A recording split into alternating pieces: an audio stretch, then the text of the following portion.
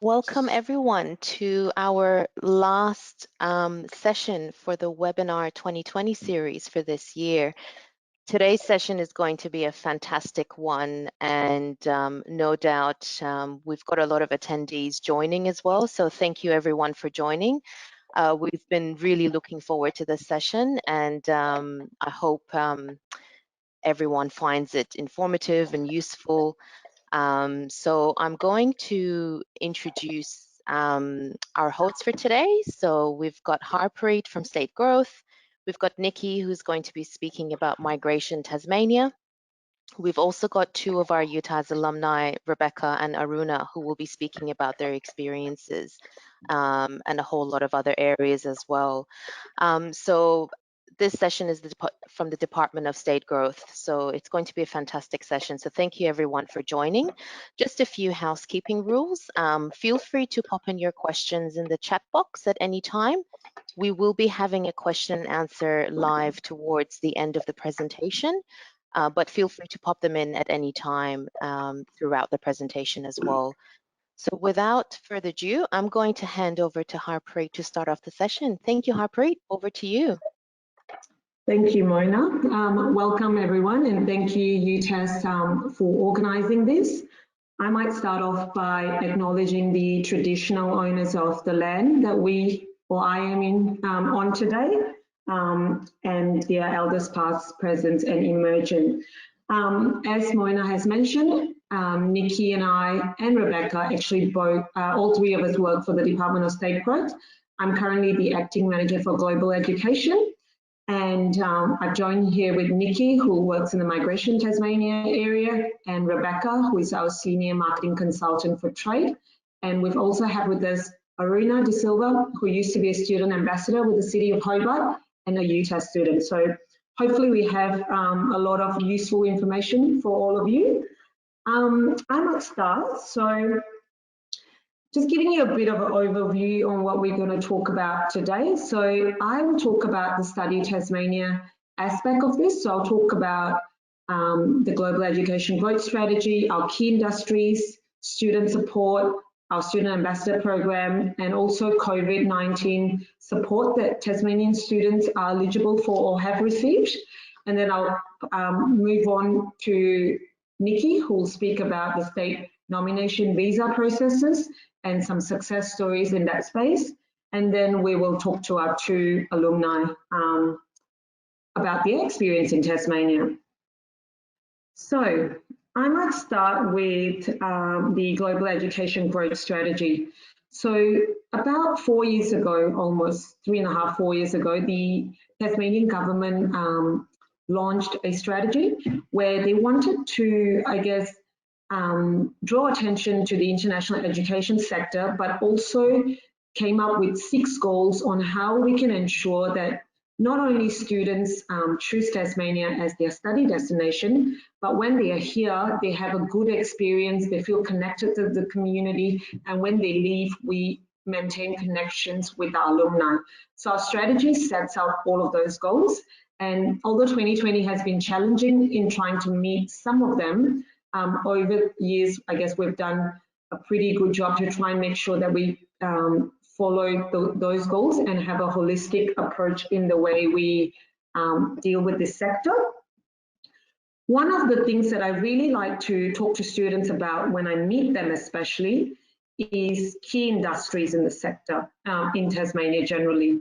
And the reason why I think these are important is that no matter where your students go and study, ultimately, a lot of them are looking for employment and then opportunities that come post-employment.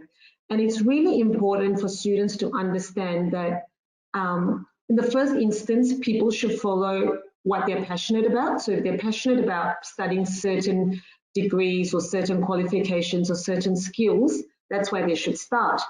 But if they are unsure, then they should always look at the environment that they are in and where the opportunities for employment and employability lies.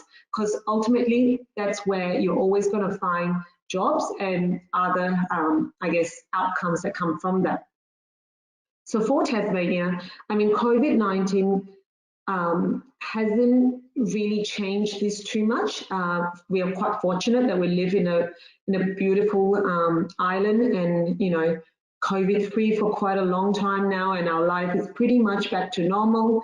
But industries obviously have been impacted due to, I guess, the global issue and supply chain and logistic channels. But these industries are still our main industries. So food and beverage production is our second largest export market. Premium food, premium drinks, whiskey, wine. That's a big market for Tasmania, and there's always a lot of jobs in that space. Again, aquaculture, most of you would know. If not, I'll let you know that we have, one of the best salmons in the world that's farmed here in Tasmania, and that's also a massive industry for us.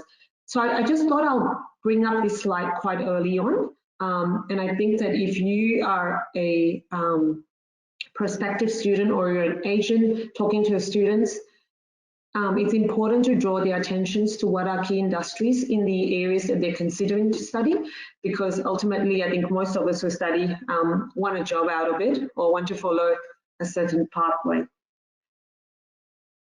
Other things that Study Tasmania also does is try to make sure that students that are studying in our state are not left out. So the university is excellent in their program, so they have a lot of career sort of advice, international student advisors and other support that they give to their students. I was a university student for a long time, so I know the supports that I used to receive when I was at university. But on top of what they do, we try and organize a range of different events and workshops, including employability workshops, to try and, I guess, give students extra support in areas that they might be interested in, or try and get students connected to the wider community and not just the university community. So that's where our attention is shifted a bit, to try and add on to what providers are already giving their students, just to make sure that our students get the best support possible while they're studying here.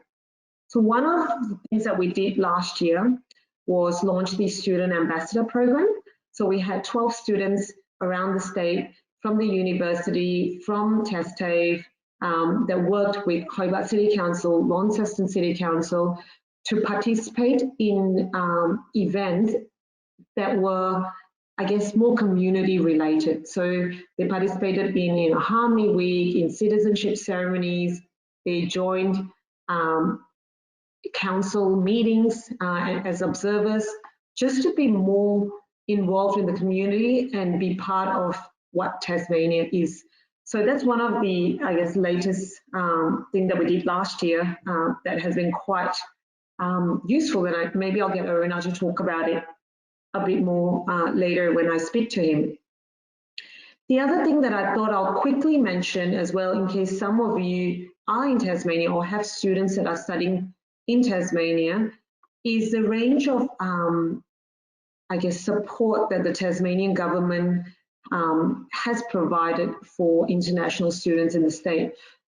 I mean, I want to say that coronavirus has been obviously a very difficult time for a lot of people, especially people in the sector. And we all also know that a lot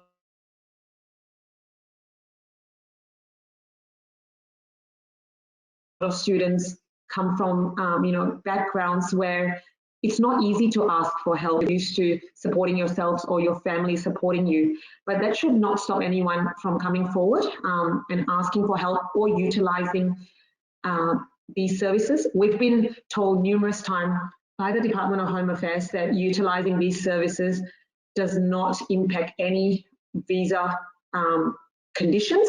They've said to us categorically they don't even look into those kind of things when they assessment. So if anyone out there is worried for that reason, don't be. Utilize the support that is available to you. So for example, we have 5 NGOs in Tasmania, and a lot of information you can find on our website.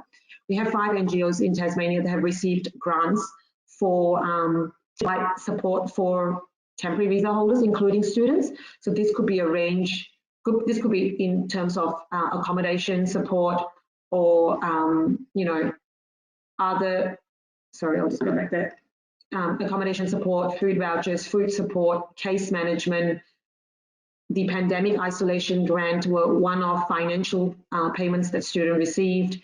There was also a rent relief fund where students could access up to $2,000 for rental payment. Students who had their children studying in our government school were also entitled to discounts. There were, I want to say, a handful of students that actually all they wanted to do was go back to their home country. And we helped with the logistics in that as well. So not only airfares, but getting consular help and ensuring that these students could return to their home country.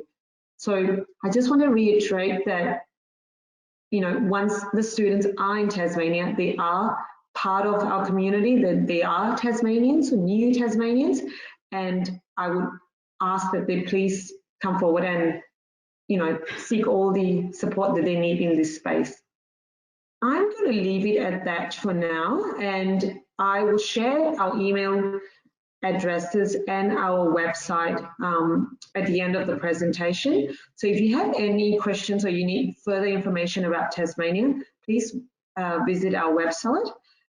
But other than that, I'm now going to hand over to Nikki, who will talk a bit about post-study opportunities in terms of migration and state nomination that international students have access to. So Nikki, I'll pass it on to you. Thank you, Harps. Thank you, everybody, for your interest in Migration Tasmania as well today. We are very passionate about our migration program, and Migration Tasmania is at the Department of State Growth and supports Tasmanian businesses, industry and population growth through international engagement, and recognises that skilled migrants and international students make a significant contribution to Tasmania, both economically and culturally. Go on to the next. Oh, I'm just waiting.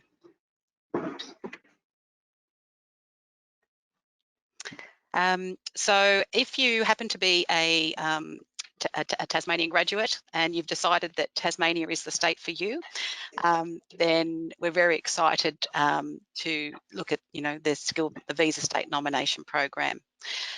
Migration Tasmania is not the Department of Home Affairs, so that's one thing to make sure we mention.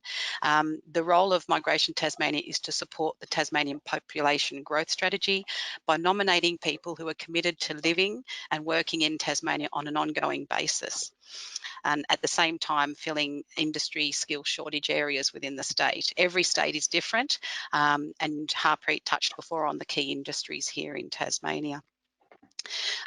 Visa state nomination is a three-step process. So initially you need to complete an EOI through the Home Affairs Skill Select system, then apply for your visa state nomination application, and if nominated by the state, then you submit your actual visa application back to Home Affairs. The Tasmanian government isn't permitted to provide specific migration advice concerning visa pathways and options, so we do urge all visa state nomination applicants to engage with a migration agent who can provide you know, their individual information that they need according to your circumstances. So on this slide you can see the two main visa classes that we look at for the Tasmanian graduate selection is the skilled nominated 190 and the skilled work regional 491. You can see there that one is permanent residency, one is a 5-year provisional visa with a pathway to permanent residency. Currently there is a $220 application fee or fee for service for all visa state nomination applications. There's no occupation ceiling. You require a skills assessment for both of those. English is competent or above, and we work on a point system. And applicants also need to be no older than 45 years in age.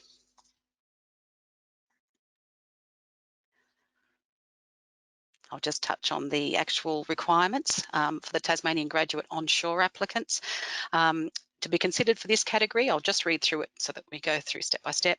You must have completed and graduated from a CRICOS registered tertiary institution in Tasmania and met the Australian study requirement by way of your studies in Tasmania.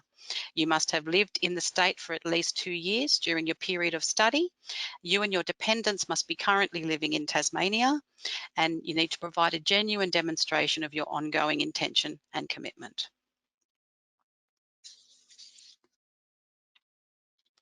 The subclass 491, Skilled Work Regional, that one, to be considered for this category, you must have completed and graduated from a CRICOS registered tertiary institution in Tasmania. The course must be a degree. I'll let you read through that. You must have studied a minimum duration of 1 academic year, that's 40 weeks. The course must be full-time and on-site in Tasmania. You must have lived in the state for at least 1 year during the period of study. You and your dependents must be currently living in Tasmania, and once again provide a genuine demonstration of your ongoing intention and commitment. Every application that we receive goes through a very highly competitive process, and it's assessed individually with a focus on the ability to address a number of criteria, such as, can we just go to the next slide, Harps, please? Thank you, Di. Such as the availability of nomination places. At the moment, if people have been keeping an eye on our Migration Tasmania website, you'll see that there are restrictions at the moment as we're waiting on some new a new nomination place quota from Home Affairs. So at the moment, we do have a restricted program, hoping to get numbers soon so that we can open the program back up again. The ability and demonstration of having met the minimum nomination requirements, such as the points test and the English level, the demand for particular skills and expertise, and the applicant's ability to find work in Tasmania. Once again, that's where those key industries come into play. The suitability and transferability of qualifications, skills and experience, including any specialist capabilities to meet the Tasmanian labour market. An applicant's ability and commitment to establish themselves and any dependents in Tasmania with a view for long-term prospects in the state. Genuineness and accuracy of the claims put forward. We do get some fraud or some non-genuine applications, so that is something that we do look out for and investigate, and the potential to achieve the Home Affairs income threshold.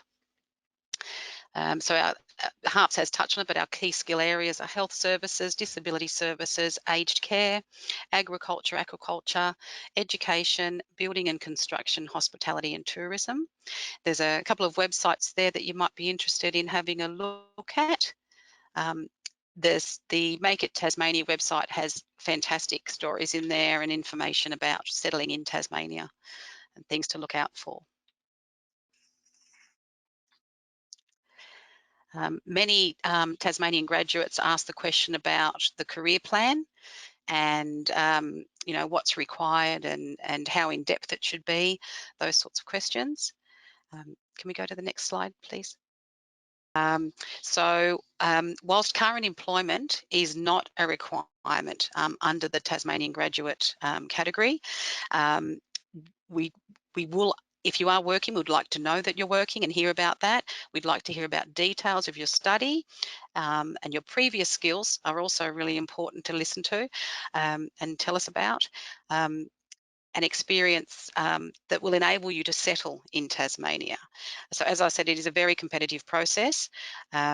So we like to see your plans for what you plan to do. If your study has been in an area not related to the Tasmanian skilled occupation list, sorry about that, tell us how your studies have increased your ability to find skilled work in Tasmania. Tell us about your study, volunteer work, internships and prior work experience. Research, show us your research into the Tasmanian job market and positions that you have found that are relevant to your background, including suitability. A suitability statement, that is. Current work, if applicable, and if you're currently undertaking work, and how it will assist you in your Tasmanian settlement, and your personal experiences and stories of your time in Tasmania are also things that we're interested in.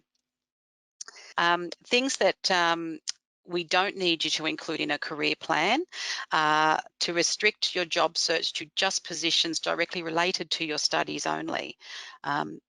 There may be other jobs you are suitable for, which will give us a bit more depth into a bit more information about the experience that you're after, or that you have, that you can offer other jobs. One thing we do notice is if somebody copies someone else's career plan, we see that as it's coming through, and it is noted. So please do your own career plan. Don't copy anyone else's. We want to hear from you.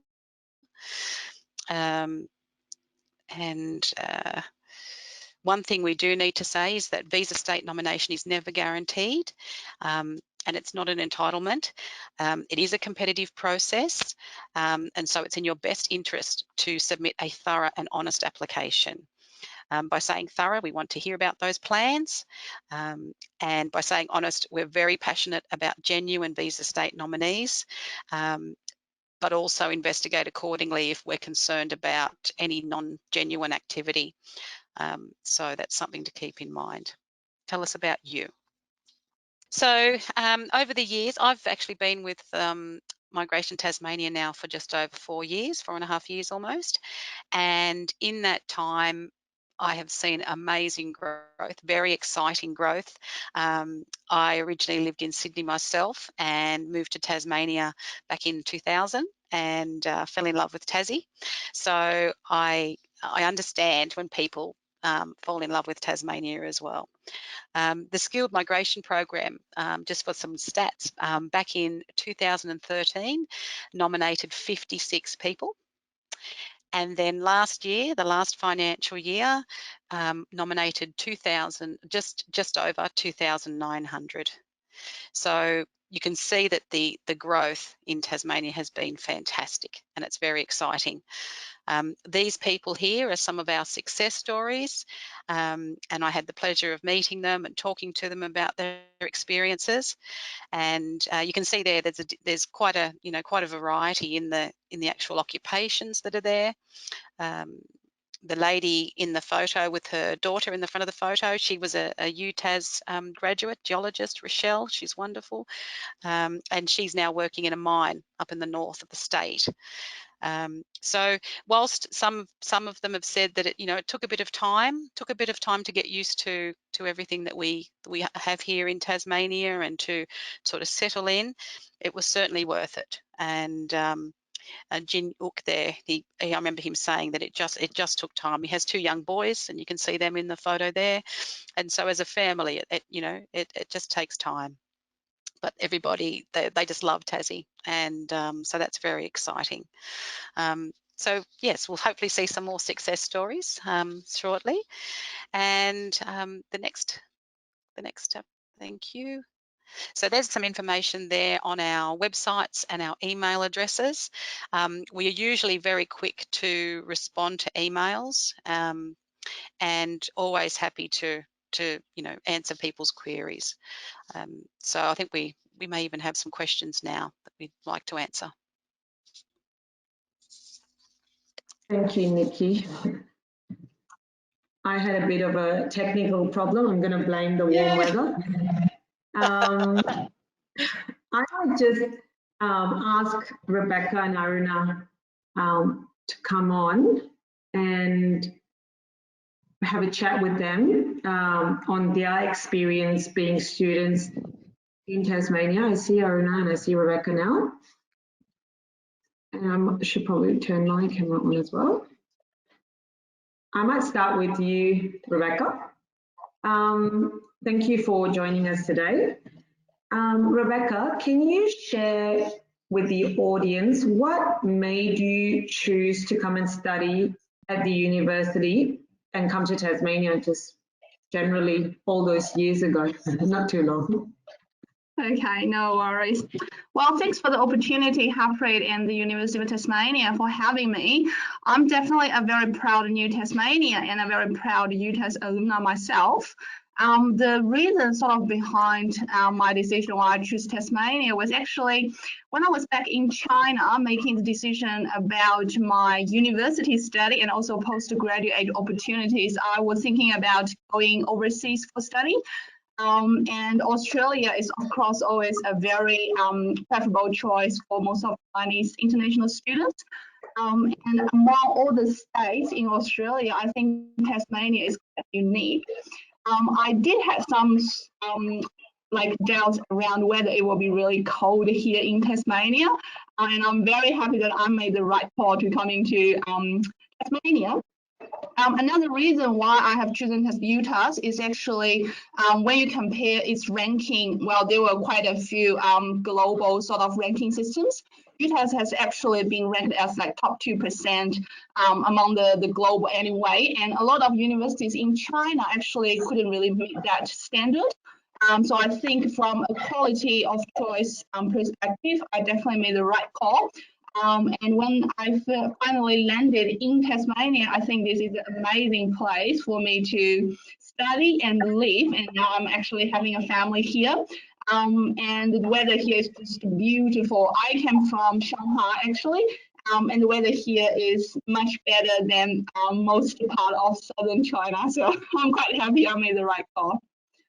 And when I came here, because I came here in around 2013, I have to say Tasmania did offer me a lot of opportunities.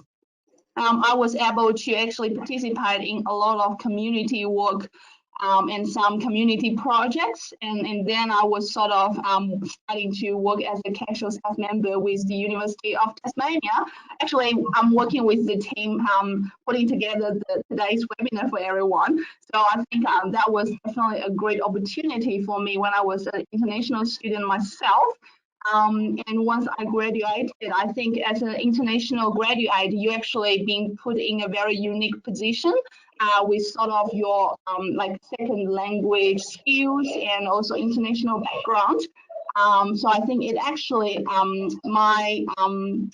the nature that I am actually a migrant and an international graduate actually offered me the opportunity and the advantage to sort of stood out a little bit among some local graduates in the end, because Tasmania is definitely open for opportunities.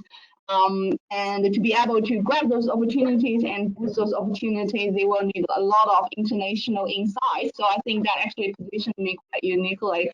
And I'm really happy I made the right call back to 2013 to Tasmania.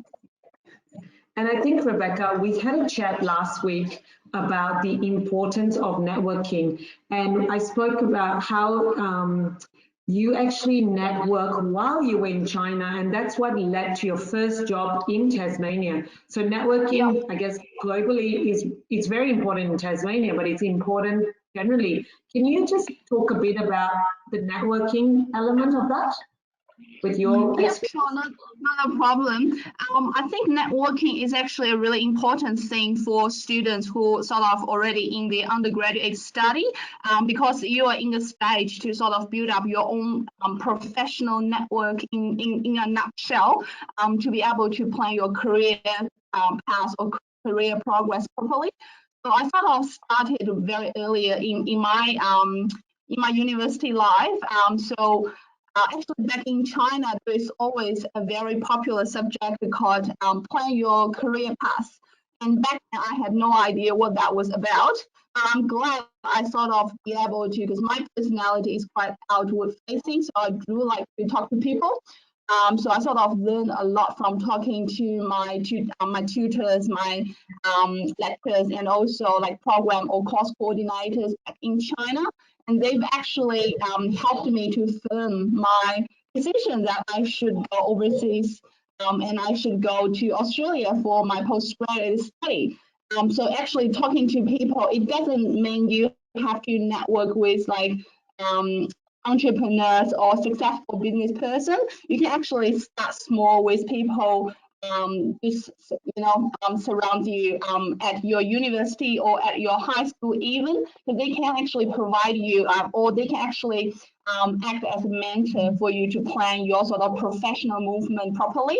and you will also feel and figure out in the future this is very beneficial. And I'm definitely glad when I was back in China in my university, I sort of made a connection with the program coordinator, or they normally call it a course coordinator in Australia, and she sort of presented me with opportunity to make a connection with the UTAS International Division back in 2015, actually.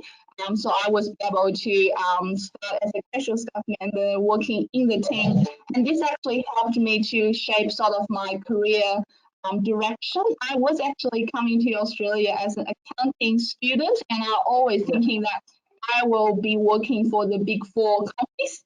And I was always thinking I might go to Hong Kong or America, you know, to pursue like a real financial like career.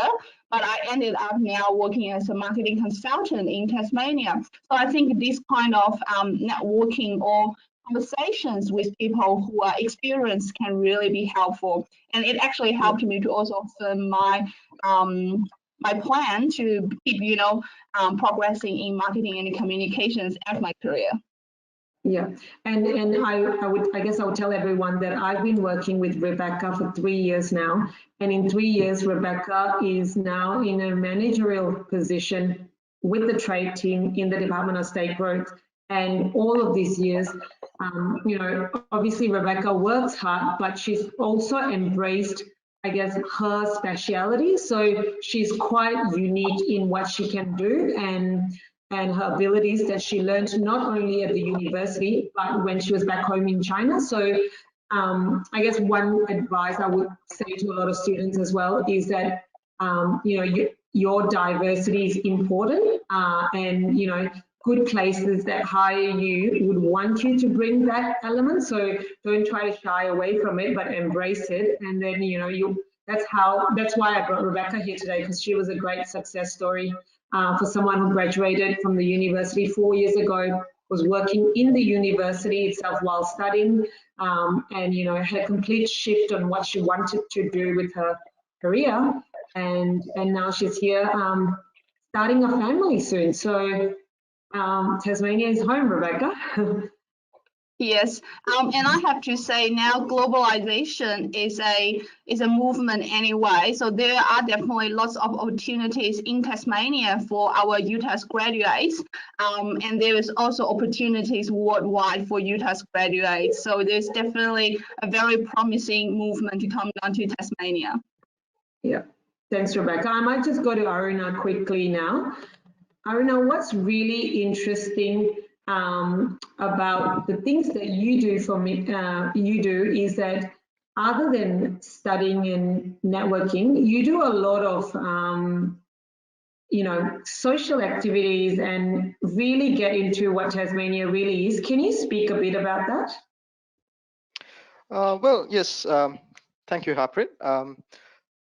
Before I moved to Australia, I did a lot of outdoor activities back in Sri Lanka, because Sri Lanka had so many natural wonders and activities to do on your free time. So I want to continue the same lifestyle when I moved to Australia. But one of the issues that I was worried about was that my time to spend on the extracurricular activities, because I was really worried about when you study full time, you might not have time to do, you might not have time for other commitments. But the good thing about Tasmania is everything is centered around where you live in.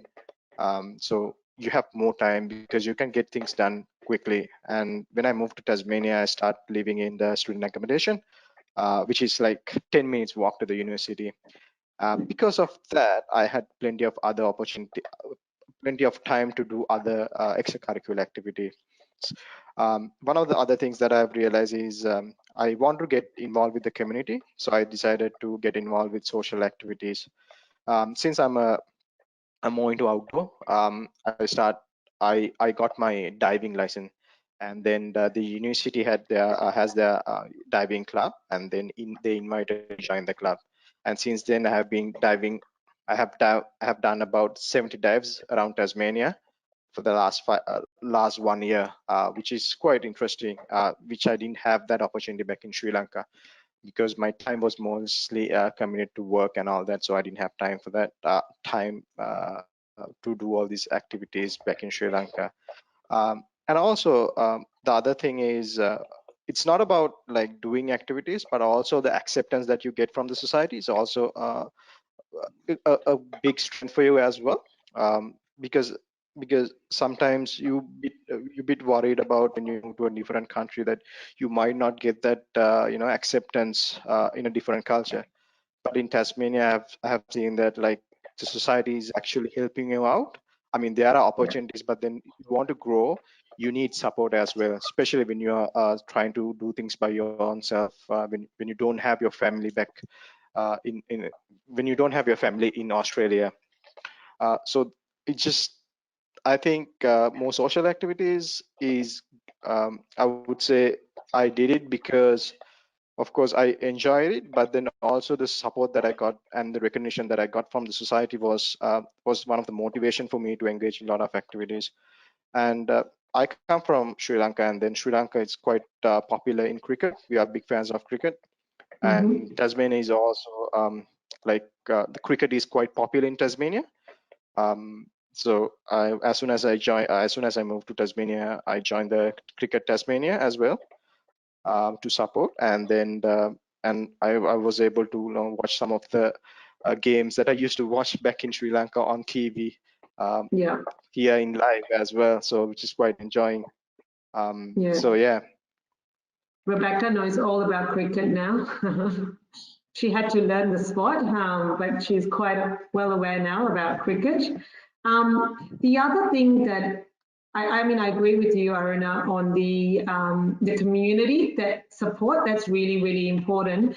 And just on the topic of community, Rebecca, can you talk a bit about I guess the support, not only from the local community, but there is quite a big Chinese community in Tasmania as well. And can you talk a bit about the type of, I guess, social activities that happens within the Chinese community, in the time that you've been here? Any events or festivals or things like that that you've been part of? Sure, not a problem. Actually, I think for most of Chinese students, they would feel if I come to Tasmania, I might be surrounded by lots of English-speaking nationals, and there might be no Chinese. In terms of no Chinese, I mean there might not be any Chinese sort of festivals or cultural component or experiences that I might feel homesick or whatever. Actually, this is definitely not true. So since I've been here for 7 years, I can definitely see the Chinese community is growing a fair bit in Tasmania. Not just international students, but also new migrants have been receiving a lot of support from the communities. There is even a Chinese language school set up here, which is actually providing some weekend programs for the second generation of Chinese living or born here in Australia, to help them to, to still be able to speak the same home language, basically, and also to have cultural components shared and maintained in the new migrant generation. Apart from that, most of those traditional Chinese festivals are celebrated here. Tasmania is a very diverse place from a cultural point of view. It does, the Tasmanian government does support multicultural. So there's lots of cultural events, festivals, not just for Chinese, but also for a lot of other countries. For example, we also have like Greek festival here. We have Italian festival here. So I would say, as a new migrant, and especially as a Chinese migrant here in Tasmania, I don't really feel homesick. There are quite a few support I received from the Chinese community here, from the other diverse cultural group as well, and also from the Tasmanian government. I've noticed Harpreet has dropped off the line. I'm not sure whether this is my internet issue or it's an issue with the host. I think Harpreet's got connection issues, but it looks like she's back on again. Okay. Nikki, did you want to? I'm happy to. Are there any questions at all for the mic? There are lots of questions coming through, so I'm happy to jump onto questions. If Arun and Rebecca, you're all good as well? Yes. Yeah, should be fine. Fantastic. Awesome.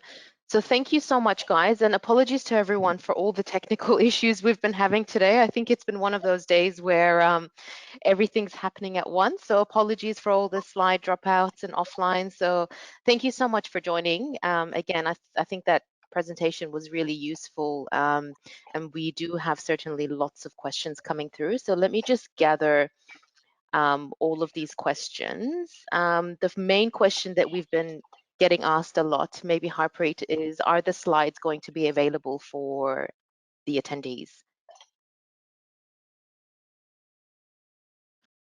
Harpreet, can you hear me? Nikki, yeah. Or Nikki? Yeah. We generally don't share our slides just because the information on them changes so quickly, especially with the migration stuff. So unfortunately, I have to decline to share that just because the information changes so quickly on them. No worries, and that makes sense. And I'll just tell the audience, they can always visit the websites that we mentioned before. If you guys want up-to-date information, the website would be the best place to go to rather than having the slides. So that's also my advice. We've got another question. We've got so many random questions here and there, but basically in terms of, so Hans asked, you know, in terms of the how South Australia, Northern Territory, they have embarked on a pilot program. Are we going to, or is Tasmania having anything similar in the works in terms of bringing students back in? Yeah, so the pilot program framework is a federal government framework, and Northern Territory and South Australia I guess have submitted their applications, and Northern Territory will be the first one to bring students in. And for Tasmania, we are part of the conversation, but one of the requirements are all internal domestic borders have to be open as well. And because we're a state where we don't get international flights directly to Tasmania, we have to make sure that we tick that element first before we progress. And yeah, so I think at this stage, a lot of the other states are watching Northern Territory and South Australia to see what happens there. And the intention is to then, by the federal government itself, is that other states, I guess, tap into that as well. So at this stage, we'll watch what Northern Territory and South Australia does first. Yep, and that's good advice for sure. We've got another question from Chester. So he's asking, is it okay to do remote work from another state? Will this affect his commitment to the state, I guess, in terms of nomination? It is. We do expect people to be living in Tasmania for visa state nomination. So yeah, it would depend on the circumstances involving, you know, why is he working, you know, interstate, and why isn't he working here in Tassie, that sort of thing. So until we see an application, it's hard to say yes or no on that particular. And it could be a very specialised role that he can't, you know, that maybe he can't do here in Tassie. So, but the idea is that we would expect people to be living and working here in Tasmania. Yep. And then there's another question from Suelin. How long does it usually take to get a state nomination after graduation from a course? At the moment, we have a bit of a backlog of applications. So you know, we've gone from 2 or 3 months to closer to 6 months now. So it would depend on when the application was actually received. So we do have an update on our website as to the processing times. At the moment, we haven't because of that restricted program that we have at the moment. But when we reopen, we would hope to be able to provide people with a time again. It's just been very, very strange times due to COVID and that sort of thing. It sure has. And we've got a couple of questions around the same topic in terms of students who are unable to pretty much come on campus in February due to the border restrictions. Will the online studies be considered to fulfill the 2-year study requirement in Tasmania? There is some information on our website regarding exemptions, study exemptions at the moment, and it would depend on when the course was started. We have had lots of people that have sort of contacted us after March when the restrictions were in place, trying to, you know, sort of say, oh, I started my study in April, say, am I included? No, know. So, but those exemptions are detailed on the website. So depending on what your circumstances are, there may be an exemption for consideration there. Fantastic. I'm just looking through the questions coming through. There's a lot of questions for our recruitment team. So if anyone has any questions in regards to, admission into the University of Tasmania, feel free to send an email through your.study@utas.edu.au. There are a lot of questions in regards to admission and what sort of pathways you can go into. So we're happy to discuss all of that via email. There have been a lot of questions about recordings of today's session. So if you have registered to our session today, you'll definitely be sent a recording of today's session. I'm just looking through the questions coming through. There are lots of specific questions. One thing I did mean to mention during my presentation, if I could just mention it now, Yeah, of a course. lot of people compare themselves to somebody they know or to information that they read on social media, and we are constantly receiving emails about people saying, but I read this on Facebook, and be very wary of what you read on social media, and it's always best to check the relevant websites to gain the information you need, or send an email so that we can answer you directly. It does sort of, it causes a fair bit of stir with people, and we would prefer to give them the right answer than for people to then pass that information on that isn't correct. And all, yeah, so I think I'll just leave it at that, but just to let people know that we are very, please read the websites, and rumors can be quite horrible sometimes. And that's the thing, isn't it, Nikki? During these times, there's lots of rumors that go around. So yeah, definitely stick to the website for the attendees who are watching today. I've got a question here. Oh, I've just lost it. Will studying in Tasmania give a 4 years post-study work visa? So I guess if students are studying in a regional area. Yep. Yeah, so the it is a Home Affairs, I guess,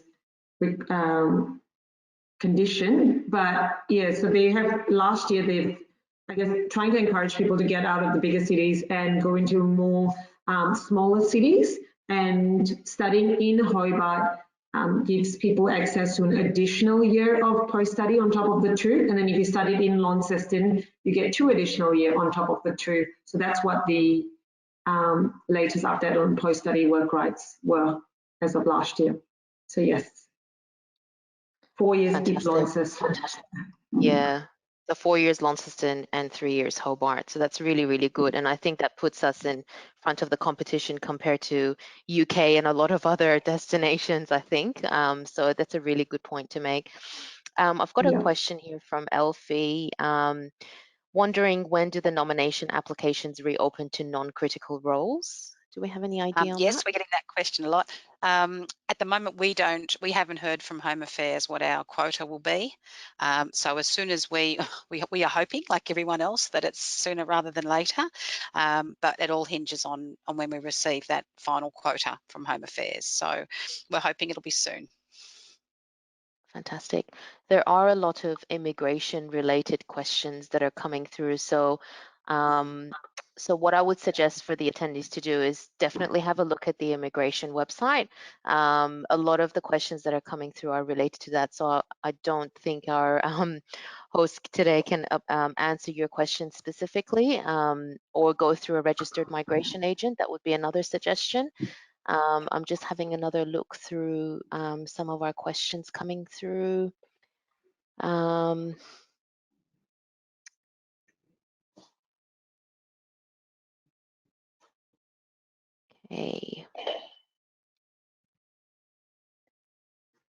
Okay, I think that's all for today. There's a lot of, immigration, migration related questions in terms of specifics coming through, and lots of admission questions for UTAS. So if no one else has any other specific questions, I might end it there.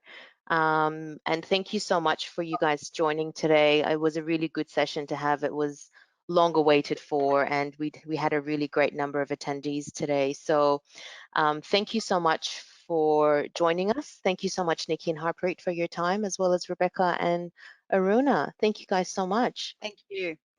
Thanks, Thank you. Mona.